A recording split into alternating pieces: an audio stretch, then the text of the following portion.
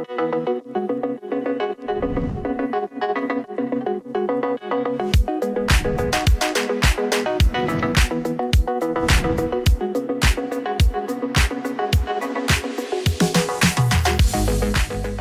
700 series of GPUs has brought us quite a lot of excellent GPUs when it comes to gaming performance, but also in terms of power consumption, with the GTX 770 being no exception to that. 9 years later, a TDP beyond 200 watts isn't really that unusual for a GPU, and 2 gigs of VRAM are considered the bare minimum in order to even consider playing any modern titles. Add to that the missing DirectX 12 support and drivers not being optimized for games anymore, and you get the Kepler cards. Specifically, in today's review, the GTX 770. Once upon a time, having around 1500 CUDA cores might have been quite impressive for an Nvidia GPU, but if you look at it from today's standpoint, a 2-year-old mid-range RTX GPU has 5 times the amount of shaders, which tells you just a tiny bit of how much tech has advanced in recent times. But what about the GTX 770? How far has it advanced? Or has it been left behind, as it quite often happens with out-of-date tech? Well, let's begin with the benchmarks and try to answer the question.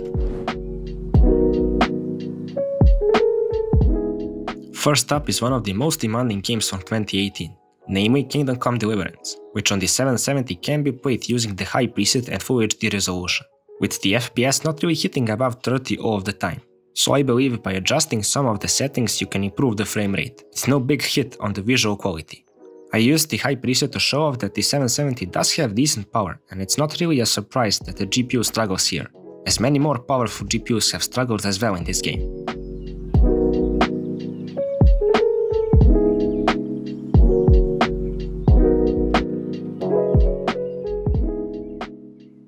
The Witcher 3 on the other hand belongs to the games that are much better optimized, as we can see that the 770 gives in return excellent FPS using the high preset, giving in return 46 FPS on average, with stable percentile figures. But considering that The Witcher 3 belongs to the older generation of games, this was not a big surprise. So let's now move on to some more recent titles.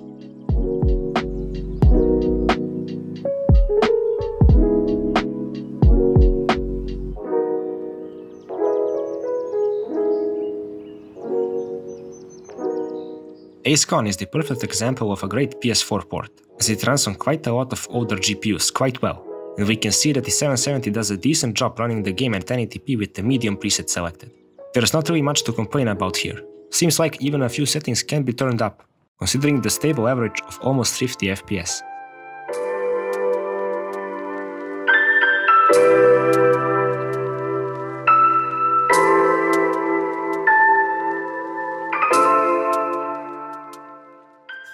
The Mafia Remake is the game where most of these 2GB GPUs show their weakness, as I am sure that a 4GB model would be able to even use medium settings here. But with only 2GB of VRAM, in order to use the 1080p resolution, you need to turn all of the settings down, getting in return 40 FPS on average. Not the greatest results, but it is quite enjoyable in my opinion.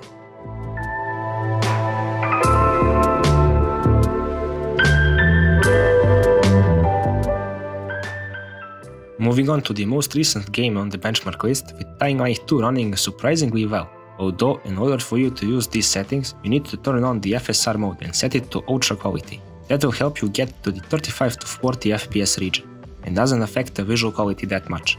Of course, as you can see, there are stutters present from time to time, depending on what you do in the game, but for a 2013 GPU running a very recent title, this is good enough.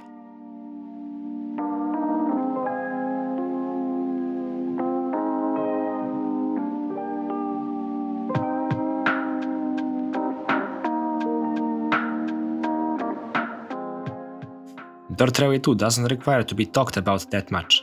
This game runs quite well on much weaker GPUs. The GTX 770 doesn't have a single problem running it at high settings with respectable frame rates.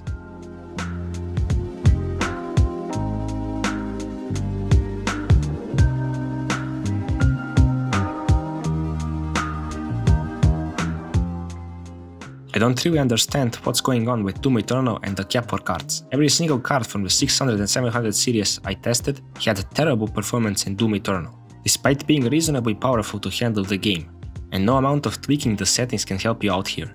I believe that this is down to the Kepler cards not really working great under the Vulkan API, as the AMD GPUs from the same era run Doom Eternal so much better.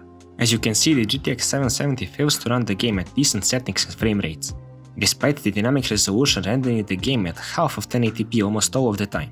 Might be that the 2 gigs of VRAM also don't help out here, but I had 1 gig AMD GPUs run this game much better.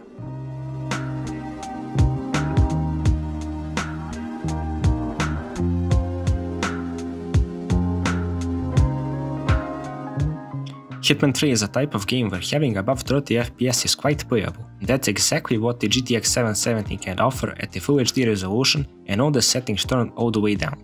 You shouldn't bother tweaking the resolution further down, as the performance doesn't really change that much. This seems like the best way to play the game.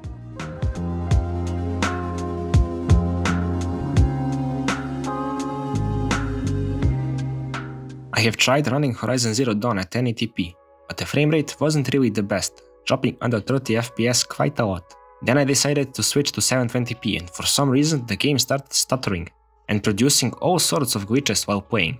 To be fair, the game requires quite a beefy GPU in order to be played well, and the GTX 770 with only 2 gigs of VRAM just isn't enough. To finish the benchmarks, we have a game that should and does run well, with Battlefield 5 running at a high preset and 1080p resolution. Although it seems like the medium preset would be much more suited here, as the FPS isn't really the greatest for a first-person shooter game.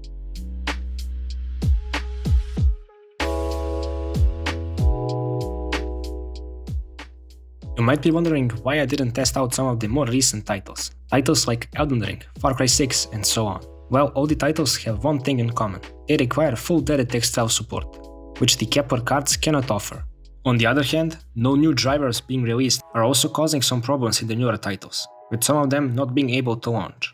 Combining these two weaknesses with the fact that the GTX 770 requires a beefy PSU doesn't make the card a very tempting option, especially considering that the R9 380, which offers similar performance to the 770, with almost the same price tag, has the more complete API support, consuming less power, and ultimately being the newer card out of these two.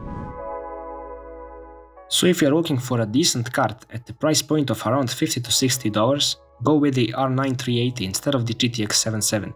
In this case, the AMD GPU makes much more sense. This concludes today's GPU review. I hope you liked it and that you will tune in for the next one as well.